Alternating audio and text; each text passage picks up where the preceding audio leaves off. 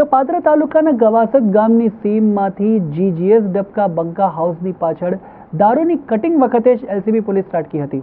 Police સ્થળ પરથી લાખો રૂપિયાનો મુદ્દામાલ કબજે કરી નાસી છૂટેલા શખ્સોની શોધખોળ હાથ ધરી છે. વડોદરા જિલ્લા પોલીસની લોકલ ક્રાઇમ બ્રાન્ચે ગઈકાલે રાત્રે પાદરા તાલુકાના ગવાસદ ગામે દારૂનો એક ક્વોલિટી કેસ શોધી કાઢ્યો હતો. વાત એવી છે કે લોકલ ક્રાઇમ બ્રાન્ચને બાતમી મળી હતી કે ગવાસદ ગામની સીમમાં આવેલ જીજીએસ ડબકાની પાછળના ખુલ્લા ખેતરમાં દારૂનું મોટા પાયે કટિંગ ચાલી રહ્યું છે. હવે આ બાતમીના આધારે પોલીસની ટીમે ગવાસદ ગામની સીમમાં દરોડો પાડ્યો.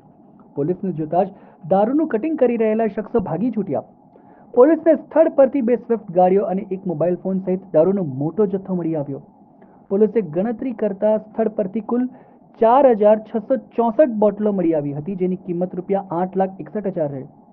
પોલીસે દારૂની બોટલો, 2 સ્વિફ્ટ ગાડી અને એક મોબાઈલ ફોન સહિત કુલ ₹14,66,000નો મુદ્દામાલ કબજે કર્યો છે. દારૂનો આ જથ્થો કોણે મંગાવ્યો અને ક્યાંથી આવ્યો હતો તેવા સવાલોના જવાબ મેળવવા માટે પોલીસે તપાસ શરૂ કરી છે. પોલીસે સ્વિફ્ટ ગાડીઓના નંબરના આધારે તથા મોબાઈલ ફોનની કોલ ડિટેલના આધારે આરોપીની તલાશ શરૂ કરી છે. વડોદરા જિલ્લા લોકલ ક્રાઇમ બ્રાન્ચની જુદી જુદી ટીમે ગવાસદ અને આસપાસના વિસ્તારોમાં આરોપીઓને શોધવાની તજવીજ હાથ ધરી છે.